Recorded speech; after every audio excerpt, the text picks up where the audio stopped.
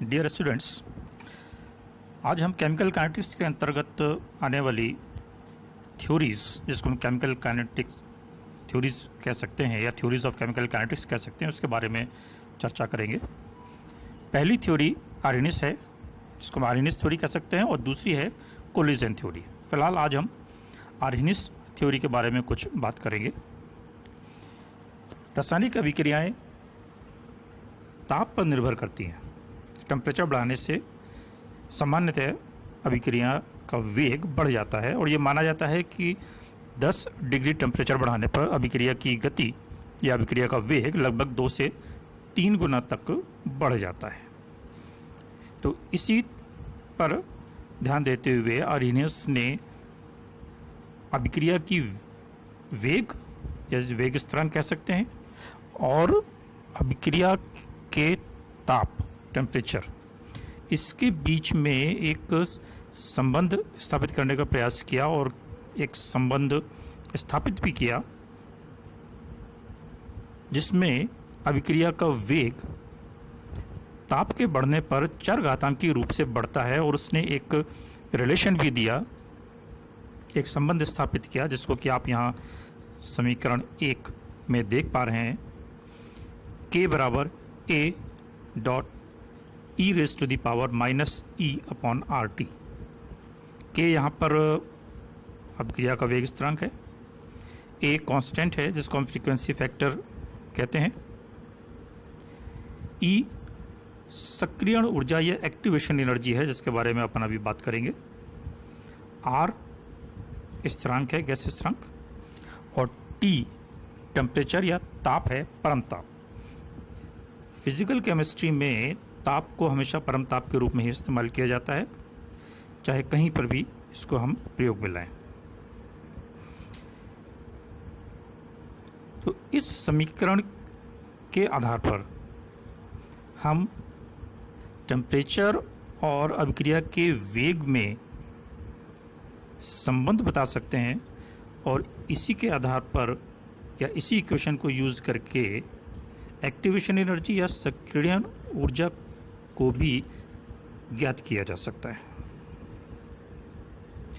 आगे हम बात करेंगे, ये तो एक मूलभूत इक्वेशन है, इस इक्वेशन को निकालने की या स्थापित करने की अपने को आवश्यकता नहीं है, अपने को सिर्फ इस इक्वेशन को ध्यान में रखना है, इसको हम मैथमेटिकली आगे कहीं पर भी यूज कर पाएंगे।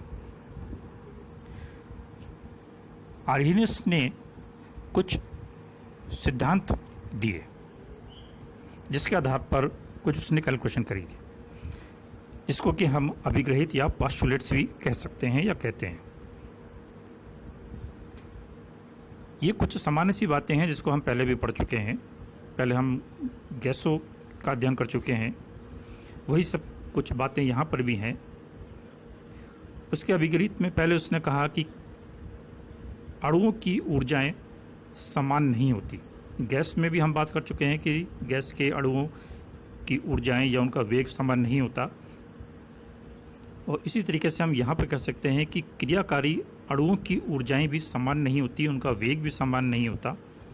जैसे कि हमने वहाँ पर पढ़ा था कि कम वेग से लेकर और उच्च वेग तक के अणु गैस में उपस्थित होते हैं, उसी तरीके से यहाँ पर भी कम ऊर्जा और अधिक ऊर्जा के अणु, क्रियाकारी अणु उपस्थित होते हैं, और अभिक्रिया होने का कारण है अणुओं के बीच में टक्कर या कोलिजन, जिसके उपरांत कोई उत्पाद बनता है। परंतु ऐसा नहीं है कि सभी टक्कर उत्पाद में परिवर्तित हो जाती है या हमारे उत्पाद बना सकती है। कुछ टक्करें ही ऐसी होती हैं क्रियाकारी अणुओं की जो कि उत्पाद में परिवर्तित होती हैं। इसके लिए आवश्यक है कि उन अणुओं के पास एक निश्चित ऊर्जा हो, जिसे कि हम न्यूनतम ऊर्जा कहते हैं, और इसी ऊर्जा को सक्रियण ऊर्जा कहा जाता है। और जिन अणुओं के पास ये ऊर्जा होती है उन्हें सक्रिय अणु कहा जाता है। तो सक्रिय अणु वो हैं जो कि टक्कर के पश्चात उत्पाद में परिवर्तित होते हैं। और इन सक्रिय अणुओं की संख्या जितनी अधिक होगी, अभिक्रिया का वेग भी उतना ही अधिक होगा, और संख्या जितनी कम होगी सक्रिय अणु ऊर्जाओं की, अभिक्रिया का वेग उतना ही कम होगा। और दूसरी बात, इस सक्रिय अणु ऊर्जा का मान जितना कम होगा, सक्रिय अणुओं की संख्या उतनी ही अधिक होगी। समझ रहे हैं ना आप? सक्रिय अणु ऊर्जा का एक्टिवेशन एनर्जी का मान जितना कम होगा, ज्यादा से ज्यादा अणु उस ऊर्जा को रख पाएंगे, और सक्रिय अणु ऊर्जा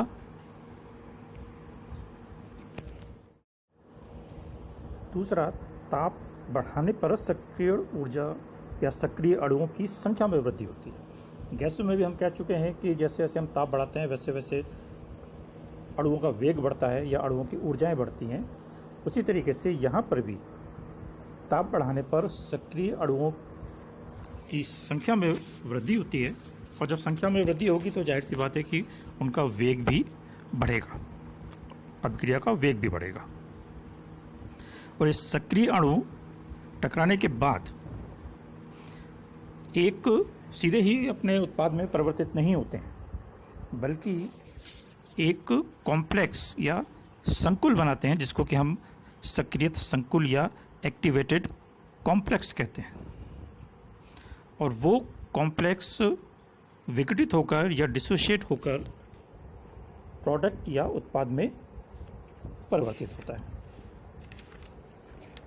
ठीक है ना? तो यहाँ पर ये एक तरीके से एक्टिवेटेड कॉम्प्लेक्स का उसका अभिघेत या पोस्टुलेट है। अब हम बात करेंगे इस एक्टिवेशन एनर्जी की, सक्रिय अणु ऊर्जा की। क्रियाकारक के जितने भी हमारे सक्रिय अणु हैं वो टकराने के बाद प्रोडक्ट में परिवर्तित होते हैं। और आर्गेनियस ने कहा कि टकराने के बाद जितने भी हमारे पास अणु हैं टकराने वाले, उनकी यदि ऊर्जा एक निश्चित ऊर्जा से अधिक होगी, यानी सक्रिय ऊर्जा से अधिक होगी, वही उत्पाद में परिवर्तित हो पाएंगे। तो यहाँ पर हम देखेंगे कि उन अणुओं को एक तरीके से जो क्रियाकारी अणु हैं उनको एक ऊर्जा अवरोध पार करना होता है, एक बैरियर पार करना होता है, जिसको कि आप यहाँ फिगर में देख रहे हैं, एक ऊंची पीक सी है, उस पीक को या उस चढ़ाई को पार करना होता है। इसे हम दहली ऊर्जा या थ्रेशोल्ड एनर्जी भी कहते हैं। ये एक फिजिक्स का टर्म है थ्रेशोल्ड, वहाँ भी काम आता है, और यहाँ पर भी है एक, जैसे हम घर की दहलीज बोलते हैं उसी तरीके से यहाँ पर भी एक ये दहली ऊर्जा है। इस ऊर्जा को पार करके ही कोई क्रियाकारक अणु उत्पाद में परिवर्तित हो सकता है। तो यहाँ पर हम देखेंगे कि ये सक्रियण ऊर्जा या एक्टिवेशन एनर्जी जो है, क्योंकि अणुओं की खुद की भी कुछ ऊर्जा है और उनको एक्टिवेटेड कॉम्प्लेक्स बनाने के लिए कुछ ऊर्जा चाहिए, वो ऊर्जा अधिक है, तो जाहिर सी बात है कि उनको कुछ एडिशनल एनर्जी चाहिए उस थ्रेशोल्ड एनर्जी बैरियर को पार करने के लिए। तो वो जो एक एक्स्ट्रा एनर्जी है वही हमारी एक्टिवेशन एनर्जी है।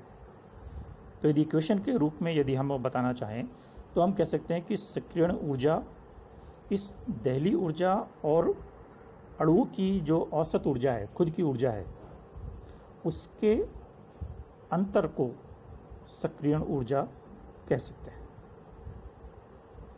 तो यदि अणुओं के पास ऊर्जा इस दहली ऊर्जा से या थ्रेशोल्ड एनर्जी से अधिक है, तब तो वो प्रोडक्ट में कन्वर्ट होते हैं, नहीं तो वो वापस टकराकर अपने क्रियाकारक अणु के रूप में वापस आ जाते हैं या बैरियर से नीचे उतर जाते हैं।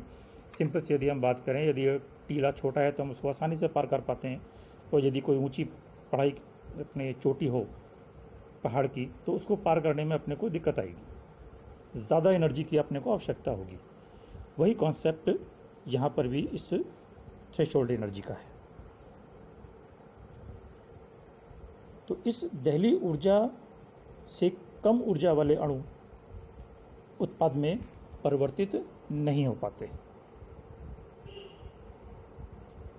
तो ये जो हमारा एक्टिवेटेड कॉम्प्लेक्स है वो इस बैरियर के उच्चतम बिंदु पर उपस्थित मान सकते हैं, यानी उसकी ऊर्जा उच्चतम होती है। जो हमारे क्रियाकारक अणु हैं उनसे अधिक ऊर्जा एक्टिवेटेड कॉम्प्लेक्स की होती है, और ये एक्टिवेटेड कॉम्प्लेक्स स्थायी नहीं होता, अस्थायी होता है, और इसकी आयु भी बहुत कम होती है। इसीलिए ये बहुत जल्दी ही विघटित होकर उत्पाद में परिवर्तित हो जाता है। तो इससे किसी भी अभिक्रिया के लिए एक कॉम्प्लेक्स का बनना या सक्रिय संकुल एक्टिवेटेड कॉम्प्लेक्स का बनना एक आवश्यक चीज़ है, एक स्टेप है, यानी 2 स्टेप प्रोसेस इसको हम मान सकते हैं, जिसमें कि क्रियाकारक पहले एक्टिवेटेड कॉम्प्लेक्स में बनता है और फिर एक्टिवेटेड कॉम्प्लेक्स डिसोशिएट होकर प्रोडक्ट में परिवर्तित होता है। और इस एक्टिवेटेड कॉम्प्लेक्स की आयु कम होती है और अस्थायी होता है, और इसलिए बहुत जल्दी ही ये विघटित होकर प्रोडक्ट में परिवर्तित हो जाता है। इस सक्रियण ऊर्जा को या एक्टिवेटेड एनर्जी को हम इसी आर्हेनियस थ्योरीने की इक्वेशन से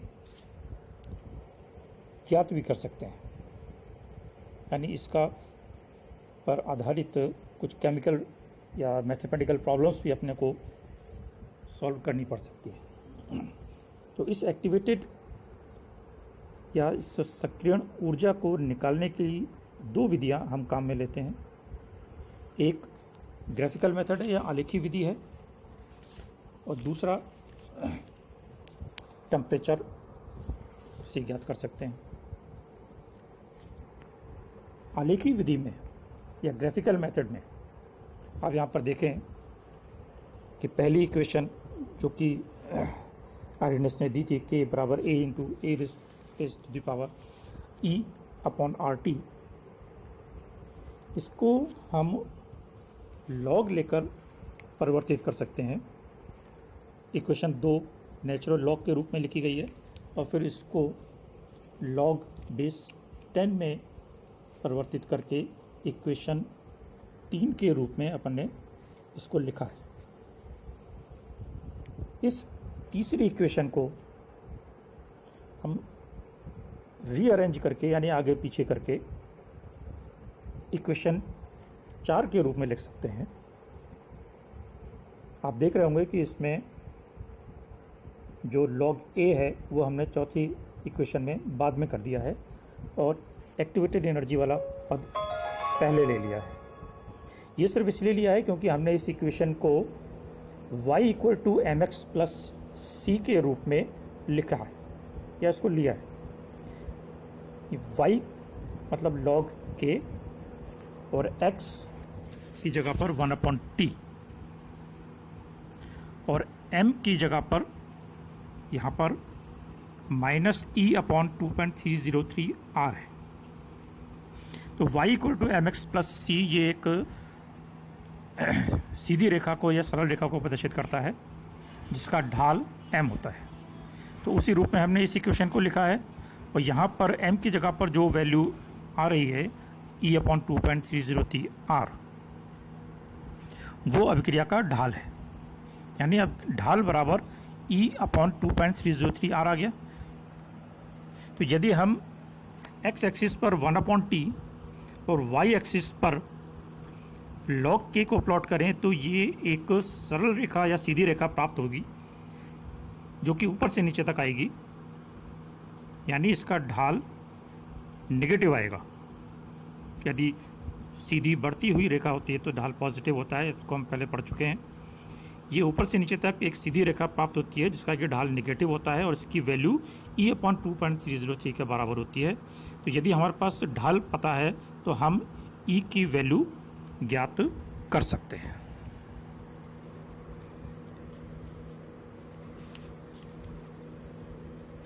दूसरी विधि है टेम्परेचर से।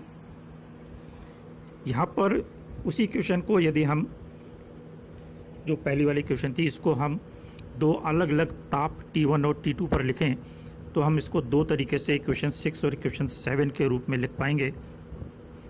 और यदि हम इन दोनों को माइनस करें तो इक्वेशन 8 के रूप में लिख सकते हैं, जिसको थोड़ा सा मैथमेटिकल कैलकुलेशन करके इक्वेशन 9 के रूप में लिखा जा सकता है। तो यहाँ पर आप देखें कि इक्वेशन 9 बता रहा है log K1 अपॉन K2 बराबर E upon 2.303 R 1 upon T1 minus 1 upon T2।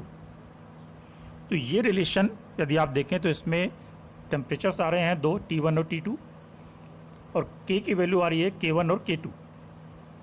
यानी यदि दो अलग अलग ताप पर या टेम्परेचर पर वेग स्थिरांक का मान हमको पता है या दिया गया है, तो उससे एनर्जी ऑफ एक्टिवेशन या सक्रियण ऊर्जा की गणना की जा सकती है, क्योंकि R यहाँ पर स्थिरांक है। तो टोटल आप देखें तो दो तो टेम्परेचर के पद हैं, दो वेग स्थिरांक के पद हैं यानी 4, एक एनर्जी ऑफ एक्टिवेशन 5 और छठा R।